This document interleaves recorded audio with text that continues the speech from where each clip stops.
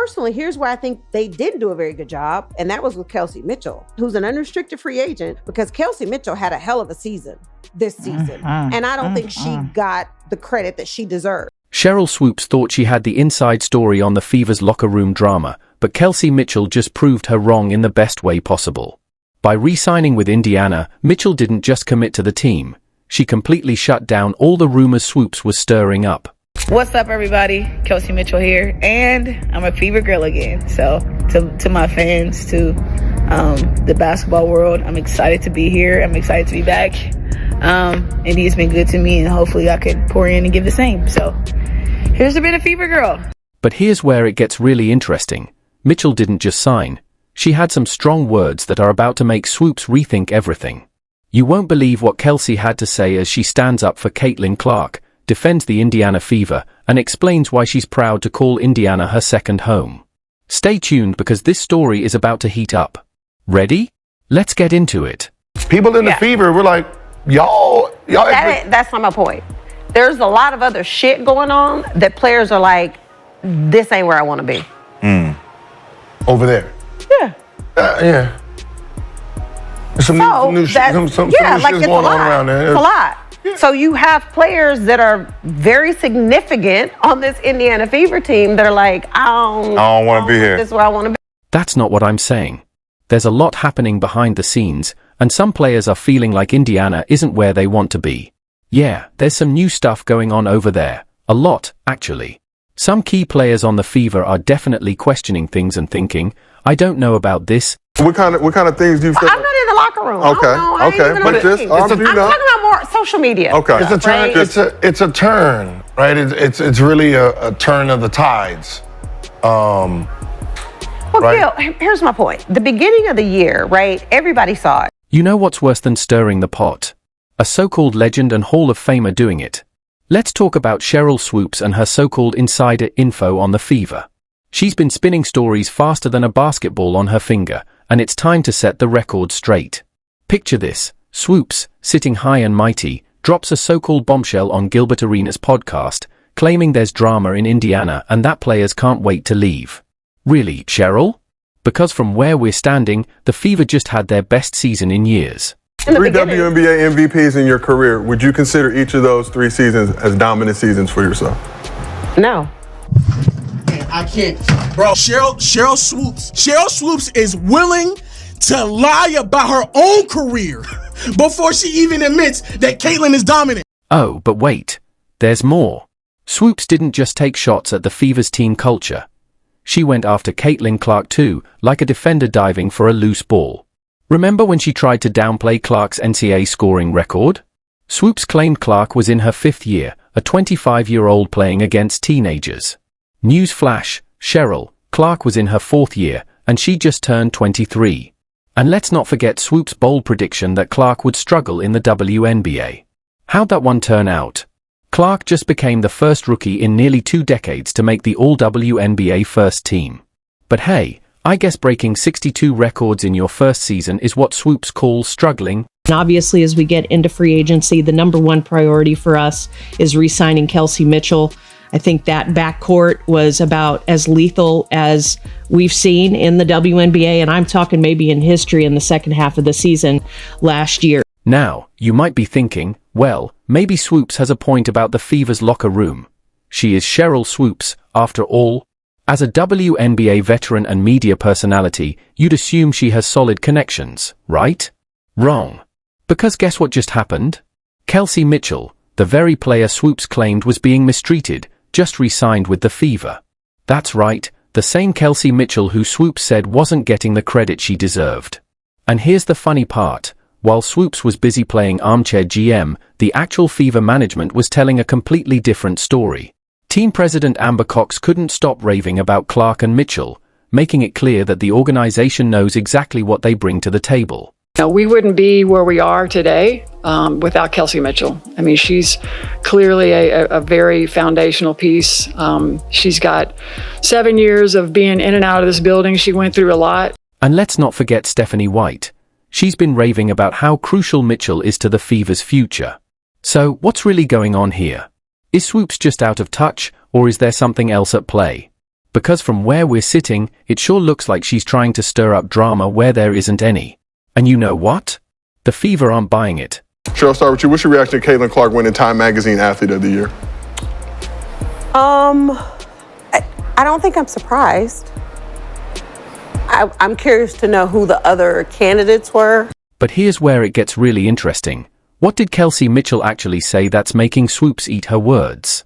And why is she so excited to be back with the Fever? We're about to break it all down, and trust me, you won't want to miss it.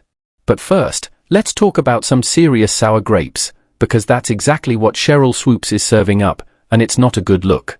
Remember when Caitlin Clark won *Time *S Athlete of the Year?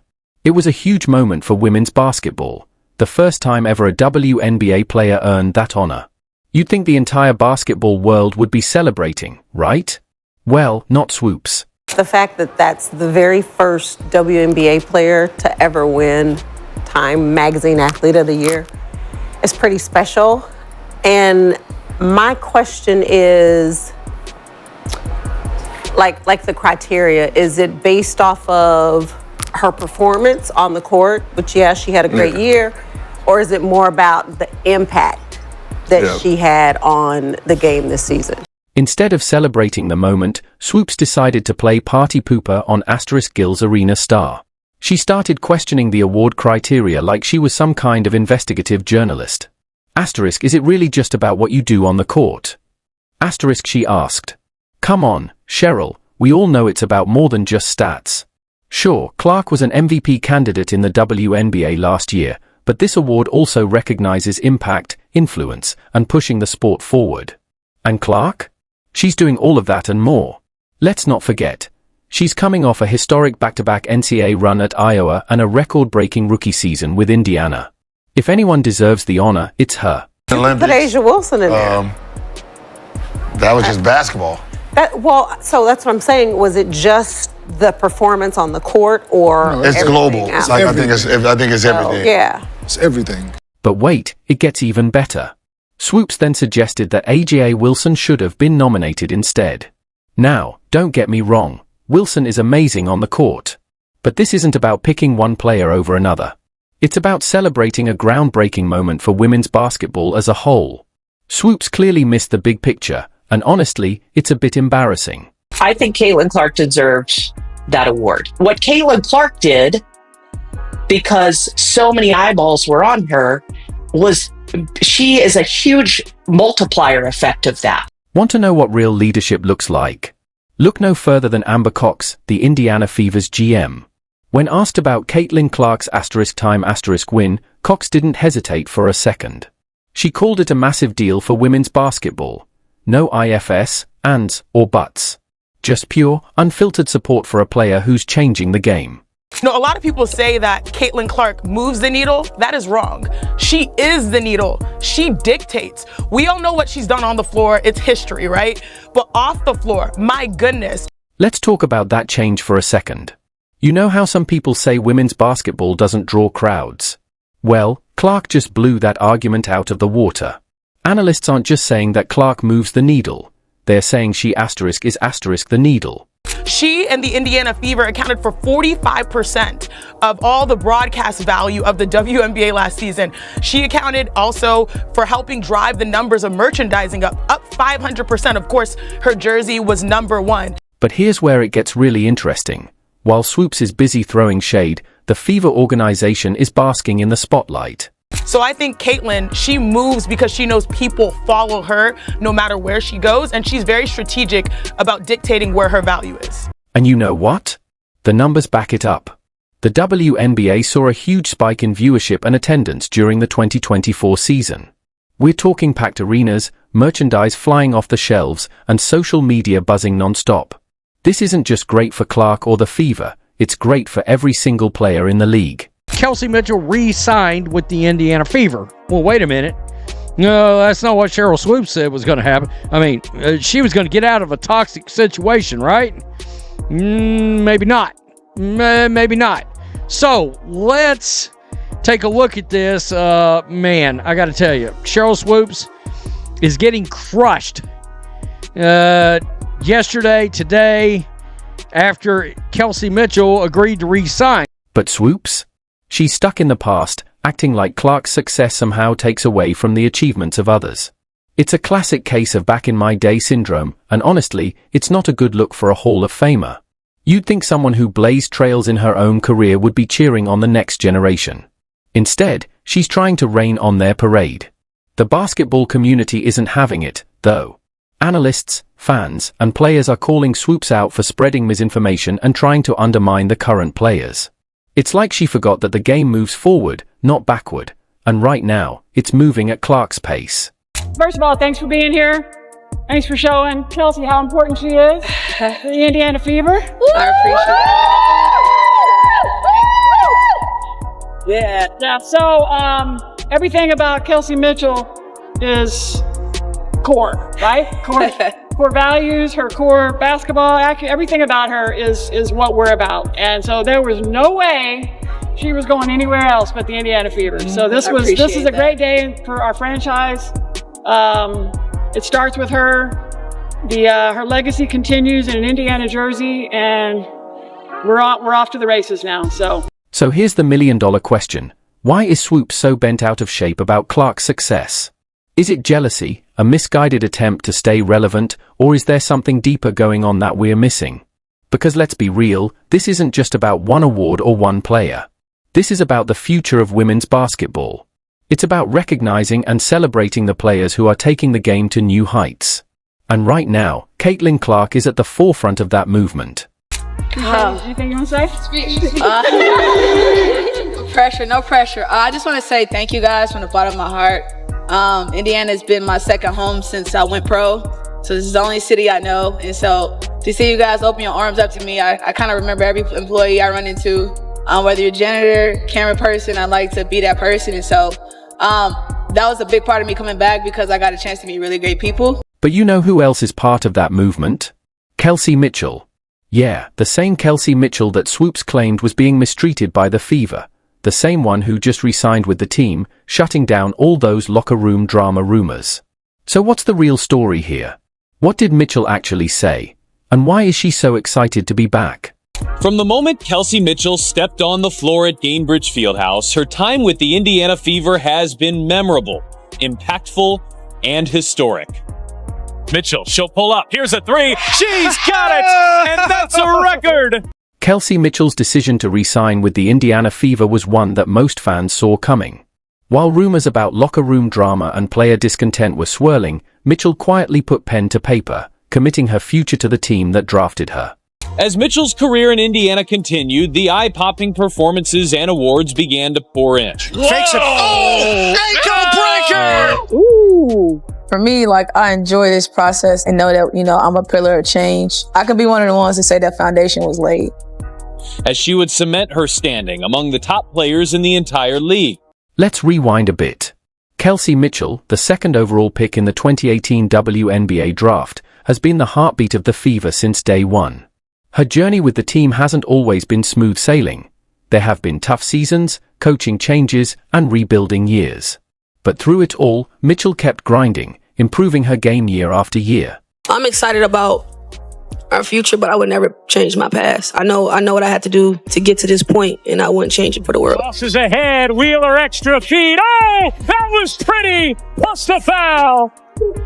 I'm very grateful to be one of the ones that, put the bricks down. Mitchell finished top 10 in the league in scoring in 2020, 2021, again in 2022, for a fourth straight time in 2023, and you guessed it, top 10 in scoring in the 2024 season too. The 2024 season was a breakthrough for Mitchell. She averaged a career-high 19.2 points per game, shooting 46.8% from the field and 40.2% from beyond the arc. These numbers aren't just stats. They're a testament to Mitchell's hard work and dedication. She played in all 40 regular season games, starting 38 of them, and led the Fever to their first playoff appearance since 2016. Then I met one of the greatest people in the world, Caitlin Clark, who just ran the basketball world. So I think together we hope to make you guys proud. We hope to make you guys feel like you're a part of our success and our journey. And I'm here. Let's do this.